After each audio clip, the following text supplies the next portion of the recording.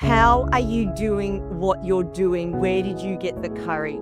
Because I was such a shy and timid little girl. The bigger they were, I felt like the smaller I was. My mum's often said to me over the years, "You're so lucky because you're always heard."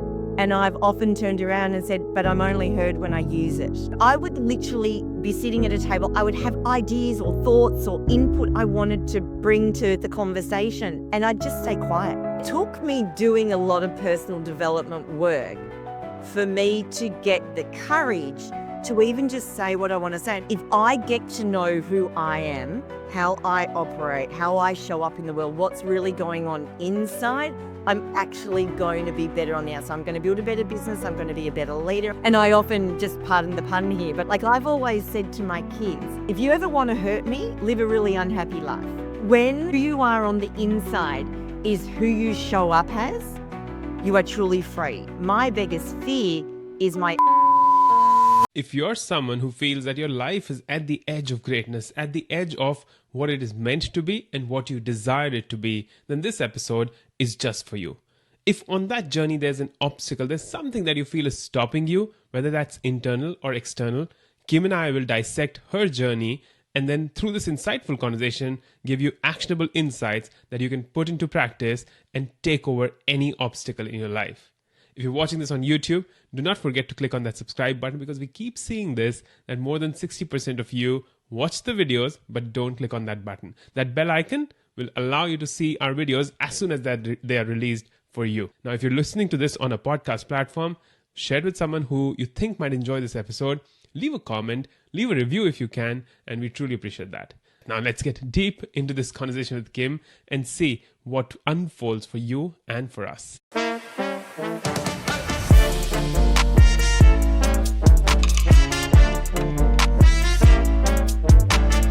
Welcome, Kim, to the conversation. I'm looking forward to this because it was just a while ago that you and I recorded a podcast when I was on yours. And so thank you for being here. Look forward to this conversation.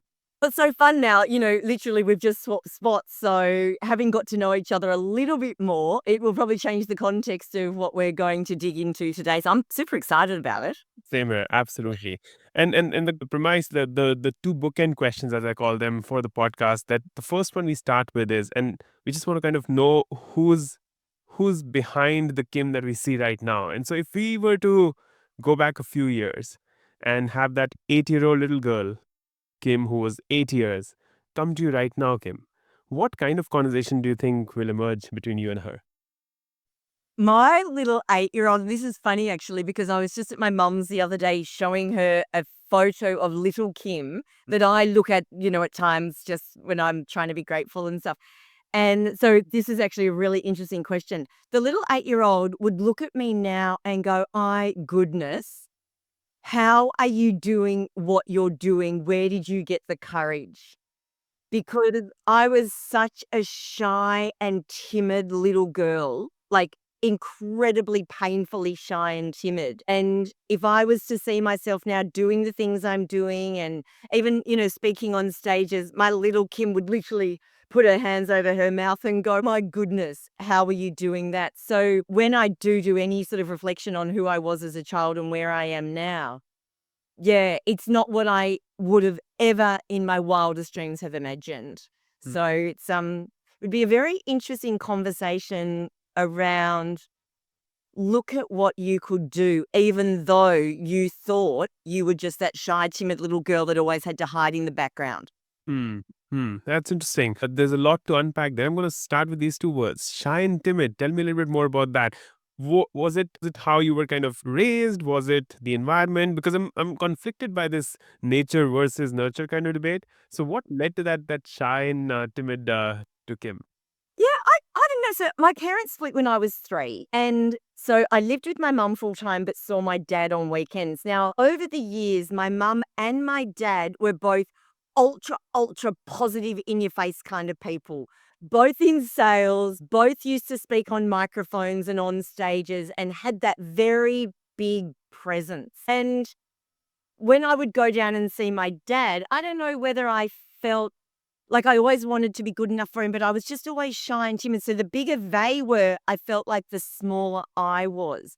And I would literally just almost hide. I would literally hide, even though as time went by, and what I've learned now through going back and doing a lot of personal development work is that I actually always wanted to be seen and heard by them. But I wasn't speaking up and I wasn't speaking out, and I was just and it was very much in a generation too, Utkarsh, where it was kids are seen and not heard. And that wasn't them being mean or trying to suppress anything. That's just the generation that I grew up in. So I've got a very, very loud voice. My father has a very, very loud voice. And my mum's often said to me over the years, you're so lucky because you're always heard. And I've often turned around and said, but I'm only heard when I use it. And I spent a lot of my growing up not using my voice at all and really trying to always then be the perfect good girl. Like I was that classic textbook case of you want your father's validation and the way you get it is through achievement. So the better the grades. So then I chased the grades. I chased the perfection. I didn't just want to be in the sports team. I wanted to be in the A team and I wanted to be the captain. I didn't just want the A grade. I wanted the A plus grade and I wanted to be at the top of the grade. And I was that kid. So, but in doing all of that, there was kind of like that conforming to the goody two shoes. I'm going to call myself a goody two shoes because my brother used to call me that. Podcast. So there was a lot of that and just that shy and timid. And I really only believe that I've come out of my shell, even though I do a lot of public speaking. I really believe I've only come out of my shell in the last sort of 10 years. So, and I'm now 53. So there's a long time wearing that timid shy badge. Yeah. Yeah. It's very powerful. The statement you just said, and I'm going to skip a few decades when I ask you this next question. As big as they were, the smaller you were. It's a very powerful statement. And so, how does that reflect now in your parenting? And I know you have kids, so you can tell a little bit on that. But how does that reflect in your parenting now? So, very, very different. I think one of the things that I'm very, very deliberate about in my parenting is I want my kids to have a voice. I want them to be heard to the point where, like if you've got to go to someone's house, so they're going to a kid's house, they've never met the parents, and they kind of want me to go first. They want me to stand at the front door and open and welcome and all of that. And I'm like, no, you need to stand at the front. So, and this comes from I never did that as a little girl. I don't want them to be like that. And I've got two sons. One son has a loud voice. One son's got a quiet voice. And I'm very conscious, like I hate being told to keep quiet or keep my voice down. And even though we do need to tell my son that, I'm very conscious of saying, I want you to use your voice. I want you to speak up. When something's not right, if you're at a restaurant and you don't like the meal, you can still politely say that this is what's not right or this is what I'd like different. You can do it politely, but don't feel like you want to say something and hold back. So I absolutely believe that my experiences and how I grew up, I just want to do it differently for my children so they don't, some of them, the challenges, I don't want them to experience them, although they'll have they've got their own lives, but I don't want that one to be one of them. Yeah, it brings me to a very interesting kind of cultural divide that I've also observed, Kim, because I've come to Australia only 2 years ago now. Yeah. And so, and when I coach people who are, say, from the US or from India versus Australia, in India, we specifically see that this conformity that you're talking about, this keep your voice down. It's really a massive cultural kind of learning that we've had while growing up. And so now I also see managers who or employees who cannot go and talk to their managers and cannot kind of not even not even kind of raise their voice, but just kind of share their opinion. How do you kind of navigate that, and how do you see that play first, maybe on the cultural side between, say, maybe you've worked with folks across the world. So how does that play out in your experience? It's a really interesting one because also, and I know that I don't want to stereotype based on gender, but also as a female, and I've worked in financial services for 30 years, so very, very heavily male dominated. And so I would often be the only woman or one of very few women in a room. So I've already grown up believing that you need to be seen, not heard. Then I've got the intimidation, not intimidation, but not using my voice. So I would literally be sitting at a table. I would have ideas or thoughts or input I wanted to bring to the conversation, and I'd just stay quiet. I wouldn't speak up. And this went on for years and years, actually, probably the first 20 years of my professional life. I would eventually speak up, but it would usually be because I was then asked, okay, Kim, well, what do you think? As opposed to me volunteering what I really did think. And it took me doing a lot of personal development work for me to get the courage to even just say what I want to say. And I've spent most of my life trying to avoid conflict, trying to avoid difficult conversations, trying to please everyone else ahead of myself and to my own detriment. And then once I started doing some personal development and growing an inner confidence and an inner worth within myself, then I started feeling more comfortable to use my own voice. Even a big part of the work I do now is helping women use their own voices, particularly women. And that doesn't mean just getting on a stage and doing public speaking. It means just thinking about what you want and being okay to ask for that, or being okay to say no to something because it doesn't fit with what you're doing without having to justify why you're saying no. So it definitely has influenced even not only who I am today, but the work that I do and how I want to take some of my own personal experiences growing up and not let others have to go through that same sort of pain if I can avoid it at any cost. Yeah, it's very interesting because I think there's a lot of unlearning to do, right? Because this idea of seeking validation, this idea of being able to kind of please others, they're so core to this identity of this generation. I think that and again, not labeling any generation per se, but I think that 70s to maybe the 80s and then 90s, I think something started to shift where that generation is able to voice their thoughts more loudly. You again are speaking to this idea of personal development, and I know I have to come back to your story, and we have to get into like how did you end up being in financial services, and was that the dream? But this idea of personal development, my kind of hypothesis to this is, Kim, that until and unless someone's ready to shift things about themselves, Mm. no one can force them to do anything. How do you break that barrier? That's really interesting. I wish I had have known that answer many, many years ago.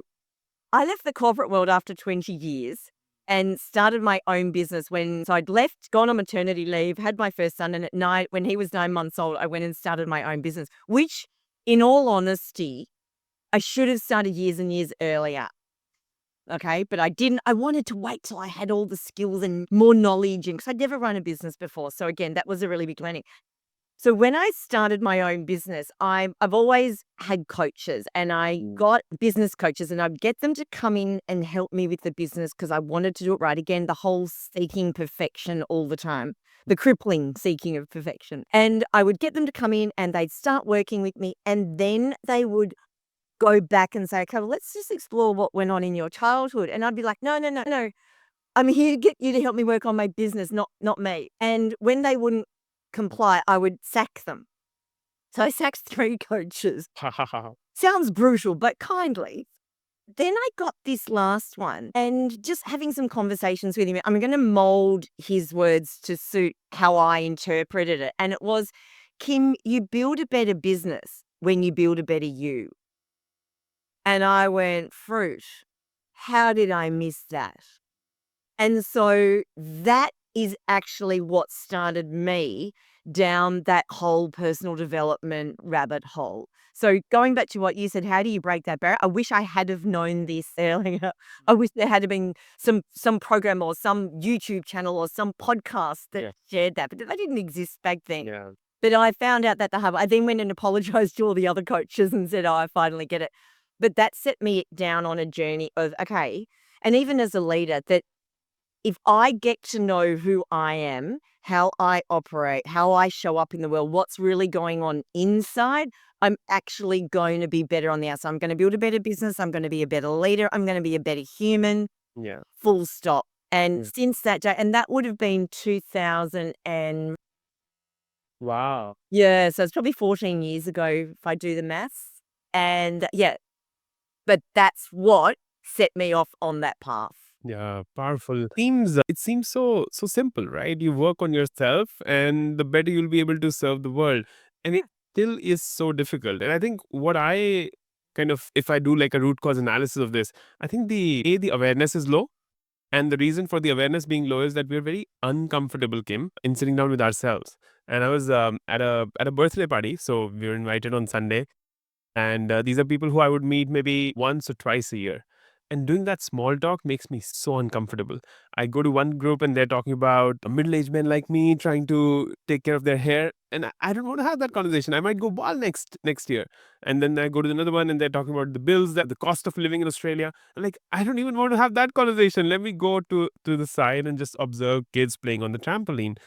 And it's very hard. But what makes it difficult, do you think? And how have you kind of overcome it? These conversations with yourself, what makes them so difficult? What makes them difficult? I find, just on that note, I find small talk really difficult. I find it hard. I find it painful. I find it draining, and I just want to get out of there. Maybe what finds it so difficult is because you've really got to reach in and see the truth. And I think this truth scares us. I know that over the years that in order to get to know who I am and have those conversations, and I'm at a point now where, probably like you do, and I know this through our conversations, I love meditating. I love being silent. I love being on my own. Also, to use a label for the benefit of the label, I'm a very, very much a classic introvert, which means I energize from within. I need to have my own time in order to get my energy back. But it is very much about, I've got to be honest with myself. I can't just put on a facade, put on a mask. Going in, I've got to be truthful. And I think that's scary. And I know that a lot of people who start on the path and go, nah, I don't want to go there. And I was speaking to someone just recently, and the things that are showing up in their life right now, they know stem from challenges when they were growing up. And they said, I don't want to deal with it because I don't want to open that can of worms because I'm scared of actually facing what really happened. So, yeah, I think there is certainly an element of truth. And I know at times when I have to look in and go, come on, what's the cause of this? Even little something like at the moment, I've got a stiff neck, right? There's no reason I have a stiff neck. So I've gone, I love Louise Hay's work around, healing your body and that. So instead of thinking, okay, what have I physically done to cause a stiff neck? I'll go, okay, what's going on inside you? How are you reacting? How are you behaving? Yeah. That's causing the stiff neck. And, I've worked that out. So I'm working on that as opposed to running straight to the physio or the chiro or the Voltaren or anything. Yeah. But that means I've got to face some truths.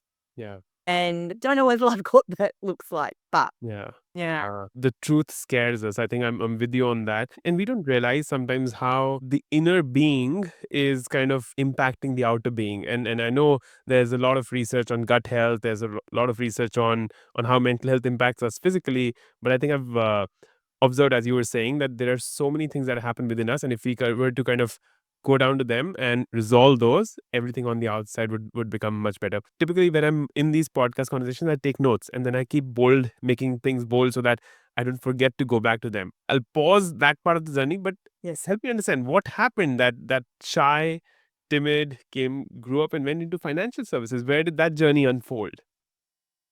It's interesting, actually, because when I was a little girl, I wanted to be a dancer and a doctor. Okay. Good combination. I agree with that. Yeah. So if I can just tell you why I didn't become a dancer. When I got to it, this is interesting. You asked me at the very beginning about the 8-year-old me.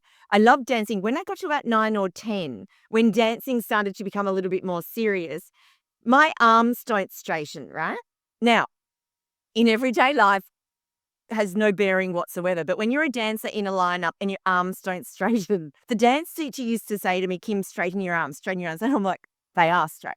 They are straight. Anyway, what they found out is it's just the way my elbows are joined. They're not joined properly, which means they can't straighten.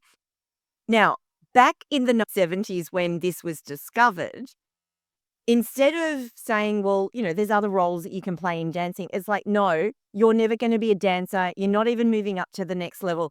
Like, my dream of being a dancer was completely shattered. And I often talk about, I took the dream, I put it in the locket, and I buried it deep inside my heart. There's lots more to that story, but I'll jump straight back onto this. But I'd always wanted to do medicine as well. I wanted to be a doctor. I wanted to help people. And when I was 16, we lived in Sydney. and I did my work experience at a hospital. And after a week of doing that, which I found quite confronting, and plus, if I'm being honest, my surname's Payne, so I would have been Dr. Payne. So that's not really cute. But I then moved from Sydney back to Melbourne. And when I moved back to Melbourne going into year 11 and 12, so I was doing all the sciences, the phys, the chem, the maths, which was right up my alley. I needed a fifth subject. And the only one that fit with my curriculum was going to be either a literature or something arty or economics. Now, I didn't know anything about economics. All I knew is I didn't want anything Englishy or literacy. Hmm. So I chose economics, and honestly, I fell in love with it. Absolutely. Because I already loved math science. I liked that, I don't know, there was some logic to it. I just loved it. And so from doing economics in year 11, when I finished school, instead of going off and doing medicine, I actually did economics and I pursued that path. So it was more by default, but it tapped into something that really lit me from within. Hmm. That's how I ended up in financial services, as opposed to medicine, which is what my dream had been. Yeah. Economics kind of happened to you, and it also kind of, I'm just thinking through this. So my elder one plays the drums, and he's been playing for about 10 years now. If he would have been in India, which we are lucky that we are here in Australia, then he would have gone through his own curriculum, which we follow in India, right? But here in Victoria, there's a school, Tim, called the Victorian College of Arts. Yes. And he got into that through the audition and everything. And we realized that, imagine him now having the opportunity to play with all these amazing kids and mentors in that space. And it would not have happened if we would have not been to Melbourne. And that would have not have happened if something else would not have. And this whole domino effect, that again, we're going back to that spirituality, right? The universe is nudging economics back to Dr. Payne, that she needs to get into financial services. Absolutely. And actually, over the years in financial services and coaching a lot of financial advisors and those in that space, I'm often referred to as Doc. So, they just call me Doc, and it kind of was fit. It's even on my website that, and I often, just pardon the pun here, but I'll often say, with pain, you gain. Pain spelt Payne, not Pain. So, I have a bit of fun with it, but yeah, it's interesting, and so glad that your son is able to pursue something that he really, really wants, that maybe, from an old school point of view or a cultural point of view back where you're in India, might not have been acceptable for him to try, especially at such a young age when expectation from family, society, culture, and that can completely overrule at that age. It's really, really powerful that he can. Yeah. And what that, so one thing before I forget, it should be a LinkedIn headline, with pain you gain. I love that. You should definitely put that there. But on this idea of allowing him, and maybe him choosing this career, what this comes down to, and I don't know if we've spoken about this. I used to be a physical therapist, right? Right. So now he asked me, Dad, you have a degree and you don't use it. So why do you push me on education so much? And I agree with that. And so I tell them, you should be able to speak well. You should be able to calculate well, because that's a skill that you would need forever. And you should be, when you go and talk to people, you should leave them with an impression that they remember you rather than anything else. And if you then pursue whatever skill you want to, go ahead and make that happen. So that's one. And then this whole idea that, again, my wife, someone who loves music. So even back in India, we were like, oh, we wish our son grows up to become a musician. And then everyone would question us, like, what's wrong with both of you? You know how struggles musicians go through.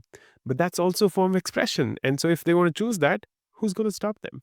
Oh, absolutely. And I love, though, that, we've grown up a certain way, right? We had expectations put on us. But that we are able to now say to our kids, hey, if this is the thing you want to give a go, then give it a go. Do that and for you and your wife to be able to say, hey, we'd love our child to be a musician. Stereotypically, musicians struggle, but that doesn't mean he will. Or it might become a side gig for him or a side hustle, but you're letting him make those choices. And I think that's a really big driver nowadays. And I've got two sons, but my eldest is going into year 10, and he's really quite exceptional academically. So all my family are like, well, he'll go on and go to uni and do this. And I'm like, at this rate, no. And they're like, well, how could you allow that? And it's like, because I want him to be him. And if that doesn't mean going to uni, if that means going out and finding what really truly lights him up, and he might find it over and over and over again, Yeah. I would support that. Like I've always said to my kids, if you ever want to hurt me, live a really unhappy life. Powerful. If you want to, make me happy, make yourself happy, which is actually really good for you. And if that means experimenting, because going back to me saying I was shy and timid and chasing perfection, I feel like I always played it safe for so long and I didn't experiment. I didn't give things a go because I thought if I could fail or I wouldn't be the best, then I'm not even going to attempt it. So, and again, that comes back to how I parent, that I don't want my kids to do that. I don't want you to choose subjects because you're going to get the best grade in them. I want you to choose subjects that you're interested in, that allow you to explore your curiosity. And you know what? If you get a grade, great. But if you don't, great. And then if you don't want to pursue and you want to do something, do that, because that's not how we were raised. And even now, Kash, I speak to so many people who are doing things because they've always done it. They don't like it. They're miserable. And the amount of clients I get that come to me saying, seriously, like I'm in my mid-40s, late 40s, there's got to be more to life than this. But I don't know anything else. It's like, okay. So, yeah, it's a different world. And thank goodness it is, because I see those that are allowing themselves to explore and do things, like, good on you. Go and do it and do it while you're young. So you don't have time to go, I wish I had it. Yeah. Breaks my heart to see that you're, say, you're in your late 40s or early 50s and you feel like, what the hell did my life stand for and where am I going? Because technically you're in the final 50 years, maybe, hopefully, and that's how I believe. But I'm going to kind of pause and have our listeners kind of really uh, get get themselves a diary and pen if they're not taking notes right now, because what you said about for your son, for him to be him and doing what lights him up, I think that is such an important thing. And to anyone who's listening, Kim, our listeners are in that age group of 30 to 45. And so I tell them that go be you, because there's such joy in that being you. And whatever challenges then come your way, just be happy with them, because you get to be you while you're solving those challenges. And it's a blessing. It's a blessing. It's totally a blessing. And Dr. Joe Dispenza has a beautiful quote. I'm going to screw it up, but you're going to get the gist. And it says, when who you are on the inside is who you show up as, you are truly free. And I just love that. And again, I might have got the wording wrong, but I've got the gist of it. I love that, because so much, and again, it's hard because it's the truth of who you are, but when who you are on the inside, and even something as simple as, for me, for example, I love wearing color. But I spent the first 30 years in financial services wearing navy, gray, black, pinstripes. I would never have worn colored lipstick or bright earrings or a bright red t-shirt, ever. And it took me that long to get to the point that inside, because I'm quite a bubbly, excitable person, and color reflects that. But it took me so long, like literally only the last 10 years, when I've started to embrace even something as simple as wearing color. Yeah. And being who I am. So I love that you do this work as well, and getting them younger too.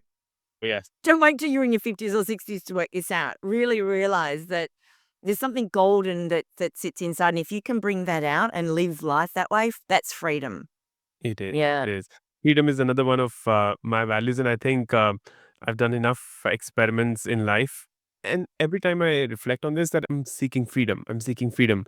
And I think that's important. I'm going to have us kind of skip through the financial services phase. But what I'm really intrigued and would love to know more, what led to that tipping point? Because there has to be something. And for some, it's a big event. For some, it's like that gradual dissatisfaction that something's got to give. What was it for you that allowed you to kind of break away from that shy and timid, break away from that seeking validation, break away from that financial services identity to this new identity? Because it's not easy. I know that, Kim, but yeah, what was it for you? I know exactly what it is now.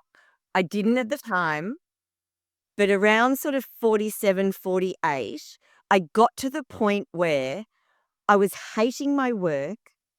I was resenting my clients, and I just wasn't happy. not in anything. Like, yes, reasonably, happy disposition, and nobody else would have known, but deep inside, and I started questioning what's going on, et cetera, et cetera. I went to the doctors about this a number of times, and they kept saying, oh, you've got depression, or you've got this, or you've got that. And I'm like, no, not that I'd had it before, but I didn't think, that I just didn't think that's what it was. Anyway, long story short, and I don't know if this is a very relevant conversation, but it was perimenopause. Hmm. And what was happening is all those changes were going on. It wasn't until I had a female doctor by default one day, because my normal doctor wasn't there, and she diagnosed it. But and it was quite a challenging time dealing with a lot of the changes, nothing to do with the stereotypical changes that we know about. But what it really did, and once we got me on some medication to help with that, which has been completely life-saving, but it really gave me the chance to go, what do I really want? What's really important to me? I'm always been very, very clear on what my values are. But how can I then bring more of that into my world? So that it was a tipping point. And for anyone who is a little bit woo-woo, I kind of call it, the dark night of the soul. But that moment was the best moment. And what happened was the best thing that ever happened to me, because it allowed me to explore what really made me happy, what sort of work did I really want to do, and obviously a lot of personal development and awareness that came through. What are my strengths? What's my skill set? And what do I want to be doing for the next 10, 20, 30 years of my life? Because it wasn't what I was doing. Yeah. So that set me on probably an even deeper inner journey that I then brought to, and I'll be honest, it was a hard time, because if you think about a pendulum, and the pendulum's all one, up being held at the top, right? That was me in financial services. When I went through this change, it literally swung completely the opposite direction to then really getting into helping and empowering women and dealing with their self-confidence and their self-worth. No one in my family could comprehend why I was blowing up a perfectly decent career in business in financial services to pursue something so different when I'm now in my 50s. But like, seriously, Kim, what are you doing? What happened since then is the pendulum, so it was all up one way, swung the other direction. Now it's come somewhere in the middle, which is a combination of my world of finance and business, my world around confidence and empowerment that's come from all the work I did with women. And now it's somewhere in between. So, and that has helped me. I'm still going to take the title of introvert. So I still like to energize by myself. Don't like being in large crowds. Love to get on a stage, but then when I get off, I want to run to the loo and be on my own. Yeah. But I think all of this has definitely helped me be that, I often say I've gone from that shy, timid little girl to a very worthy and valuable woman. And it has been a journey. It's my journey, and I'm still on that journey, and I love all of it. Yeah. Yeah. Beautiful. As you speak about, these journeys are, I don't know what the right word is. Maybe empowering comes to mind, maybe revealing comes to mind, but they're really hard journeys to take, because while you're taking those journeys, while the pendulum is swinging, you're like, what the hell did I do to myself? And that's the big thought, right? And that fear stops people to be courageous. And so if you were to be guiding someone, a man, a woman, whoever that might be, what would be one big tip or one big really key action, or maybe more, that they can start to do right now, that over a period of, say, 6 weeks, 6 months, 6 years, has the capability of helping them reach that tipping point? So something that really helped me over the years too, and my mum used to do this to me all the time when I was growing up, and it's something I now do to my clients, is when I'm thinking of something I want and the fear is greater, and the courage hasn't come in to topple the fear yet, or even just to be that 1% greater. She always used to say to me, what's the worst that could happen? And it was so powerful. And even something as simple as when I was going for my driver's license when I was 18, and at this stage, all my friends had got theirs. And so I was, and again, trying to be perfect. I couldn't dare fail my driver's test, and got myself all worked up in a state. And mum would literally sit me down and say, Kim, what's the worst that can happen? And the worst is that you're not here, right? Something happens and you're not alive anymore. So then we would work backwards, and failing my driver's test sort of almost became insignificant. And so, when I'm doing my coaching, and probably like with you, if there is something you want to do, it's like, what is the worst that can happen? And this is another thing that I've I do a lot when I am working in this space. So I'll often be talking to someone about what is it that they want. Maybe they've got a dream that they've had on ice, or maybe there's something they want to do. And I get them to talk about what's stopping you. Hmm. And they tell me a whole host of things that are stopping them. I'm too old, I'm too unskilled, what will my family think, what my friends think, I've got this money coming, blah, blah, blah, right? Respectfully, they share all of these reasons. Some of them are excuses, some of them are reasons. And then I'll say, okay, what's stopping you? Hmm. And you see them pause, you see them kind of look in, and every single time they'll say, I'm scared. It's the fear. And so then I say, okay, so if you don't give this thing at least a go, I'm not saying, make it a success, but if you don't even give it a go, and I mean, that go could be just as something as simple as Googling how I take the next step. If you don't do that, how would you feel? And the word that then comes out after their mouth, so it's often been devastated comes up a lot, Hmm. but whatever, it's their word. That word almost in itself becomes the catalyst that allows them to go and do that one next thing, whatever that might be. And I find that when coming at it from that perspective, Mhm. it just gets them into action. And, as you and I both know, sometimes you just got to take that one step, then you take the next step. And you don't even have to know what all those steps look like in order to take them, but you've at least got to take one. So just by going through that kind of inquiry, it definitely helps people. And I don't even need to say the word. They say the words, their words, so they own it. So yeah, it's quite beautiful. And if I can just share, a friend of mine asked me at dinner many years ago, actually one of the other guys that's been on my podcast, and he said to me, Kim, what's your biggest fear? And I said, oh, that's easy. My biggest fear is my unmet potential. Who? It is absolutely my biggest fear, which means that I'm at a stage in my life knowing that that's my biggest fear, that if there's something I want to do or give a go, Hmm. that fear of the unmet potential is enough to push me forward to at least just trying something in that space. And that's been gold. Yeah. Powerful. This question that you asked, what's your biggest fear? My answer always has been, and I do this exercise with I play this game with my kids. I should use the better word. Yeah. Play this game with my kids, and I tell them my biggest fear is to lose everything that I have in my head, all my experiences, all my knowledge, all my wisdom, whatever has happened. Because if that goes away, I have no idea where will I start again. So that's one. But this idea, sorry, so you were saying? Interesting. Yeah. Yeah. What happens? What happens if you go blank tomorrow? I don't remember the conversation with Kim. I don't remember the conversations. I don't remember the first time I held my kids in my lap or met my wife. That would just devastate me.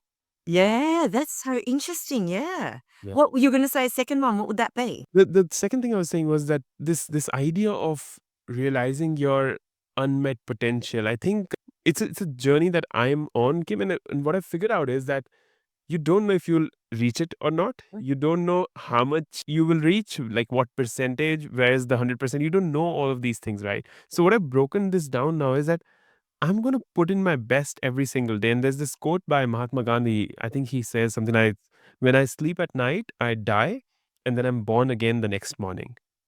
To me, that's just a simple way of, I live my highest potential on Tuesday, January 21, when we're recording this, and I'll worry about January 22 on January 22. What do you think about that idea? Do you know, my sister, so we've got the same dad, different mum. So she's got a Japanese mother and lives over in Tokyo. So lives a completely different world. She's 15 years younger than me. And she literally lives day to day. And she says exactly, I don't know what's going to happen tomorrow. So I don't worry about it. I live for today, only today. Now, she also has no possessions, no savings in the bank, nothing, right? Because she says, why would I worry myself about all of that stuff when I don't know what tomorrow holds? Tomorrow I'll deal with it. Now, growing up in society where it's, you've got to plan for your retirement, you've got to put money away for a rainy day, you've got to, set things up in advance.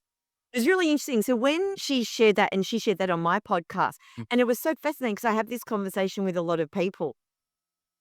And I love the idea because I love the freedom that that idea brings, that each day you get up, you be your best self in that day.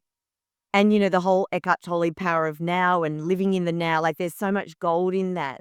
Yeah. But it's funny because there's still that part of me, and I wish I could embrace it more, but there's still that part of me that goes, yeah, but there's all these other things that I want to do as well. So it's interesting you've asked, and I probably need longer to think on it because I'm not We- sure. I like a little bit of both, but Mhm. I definitely see the power in being able to go, today's today, and let me get to tonight, having made the very best of today and put my best self forward Yeah. today. Yeah, really powerful. As I'm as I'm hearing you say, part of my brain always responds to this with like we worry about that rainy day, right? When that rainy day comes, I'm gonna dance in the rain. Yeah, yeah, yeah, yeah.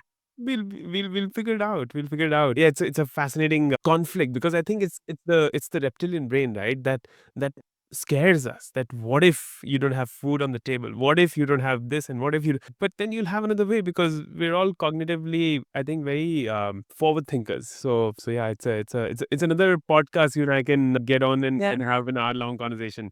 But if I can just also say there's and I apologize to whoever's the founder of this quote, but the definition of hell is dying and meeting the version of you that you could have been. So the version that you didn't make that decision or you didn't have the courage to chase that thing. And at your last day, actually meeting, well, if you had have done those things that you really wanted, this is who you would have been, and meeting that person. And it's an interesting concept because that goes back to, my whole concept about the fear of the unmet potential, that I don't want to waste any moments not doing the things that I want to pursue because I don't want to get to that point. And again, we don't know when that point is. Could be Correct. today, could be Correct.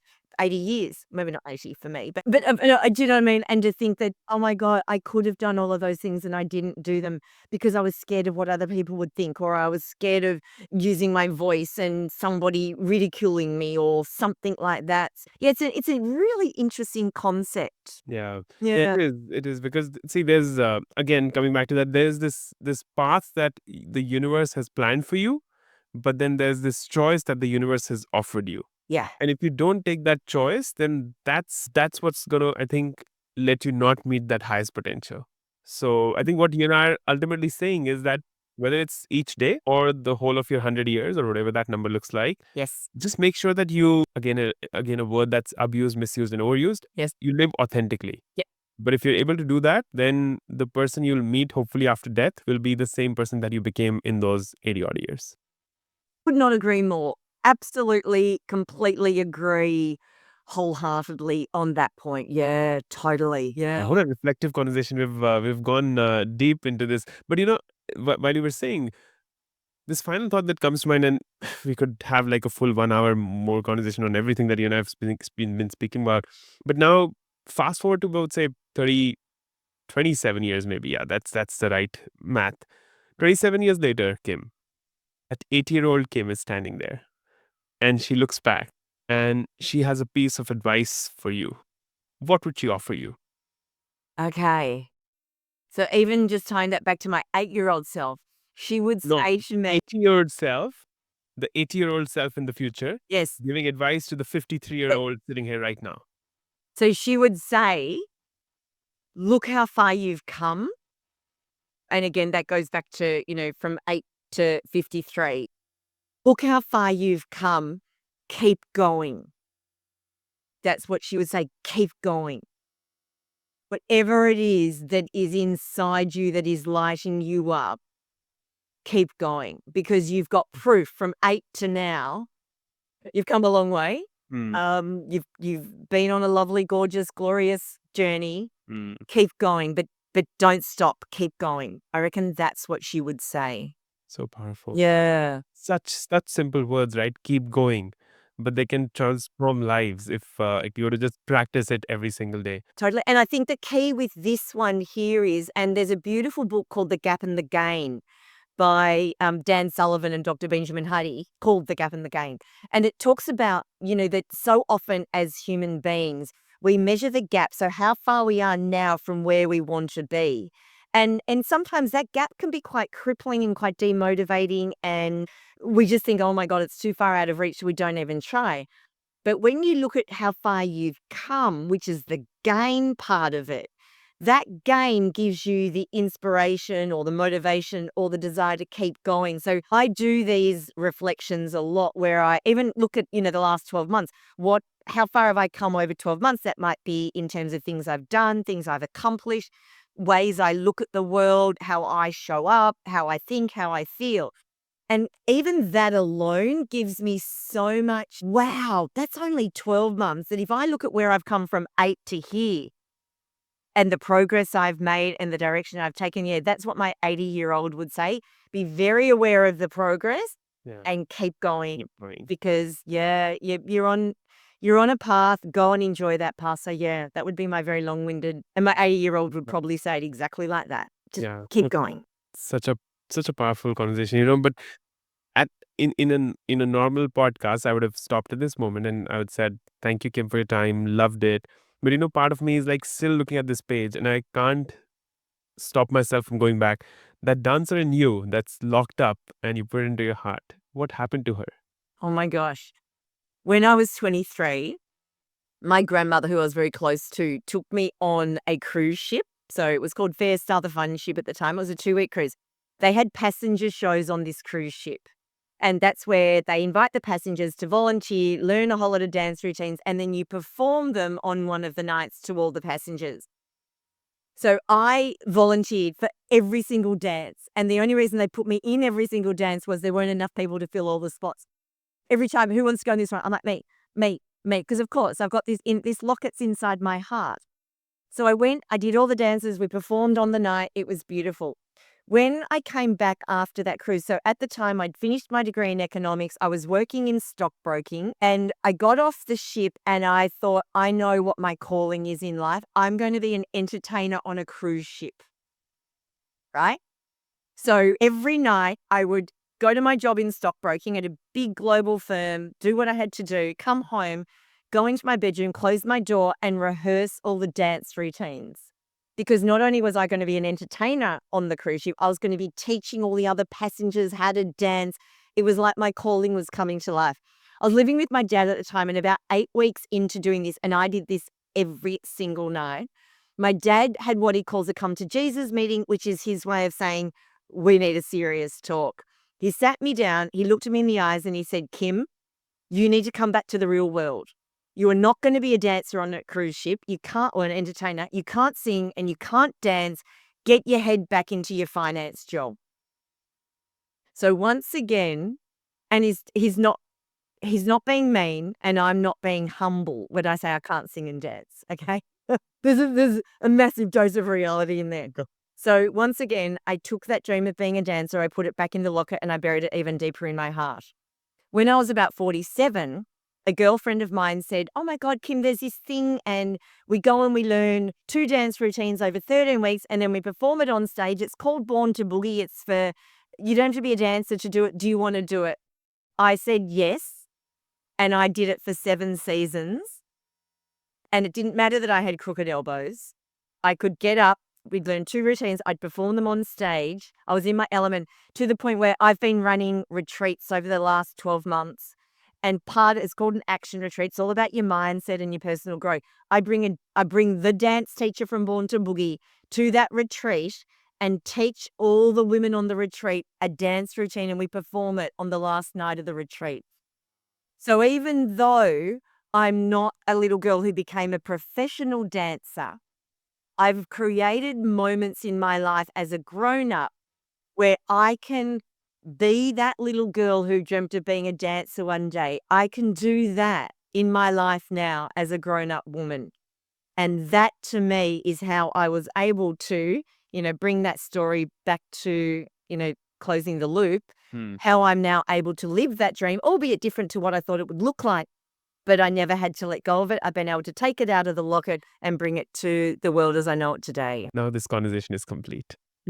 Beautiful. Thank you for sharing that. So anyone who's listening in, whether you're 25, 35 or 75, if there's something that's locked up in your heart Yeah. from a very early stage. It's time to find that key. Maybe this podcast was that key. Find that key, unlock that box, and put it out in the world. Because the universe has beautiful ways of how things show up in your life. Thank you, Kim. I'm glad we showed up in each other's lives. Look forward to many conversations and seeing how we build upon these conversations that we've had over the last couple of weeks. It is my pleasure. This is my second deep conversation with you, and I'd love to have many, many, many more. I think we've got lots of things to explore and to uncover, and absolutely delighted to be here sharing with you and your audience. Thank you. Thank you so much. That's a wrap for today's episode of the Ignite Neurons podcast. If you found value in this, here's what I recommend. Take out a paper or a diary and just put down one thing that you can change about your life because you listen to this podcast. I'd really appreciate if you could share that in the comments below, because I'd love to see how it's impacting you or not. If you're on YouTube and watching this, then like, share and subscribe, and please make this wisdom go viral. And if you're someone who loves your podcast on the go, then Spotify and Apple Podcasts are your go-to places, or wherever you're listening to this, just like, share it with a friend, and leave a comment, because I'd love to engage, love to have a conversation with you. Until next time, till we meet again, keep those neurons ignited, stay curious, keep learning, be someone who embraces a growth mindset, and I look forward to seeing you very soon.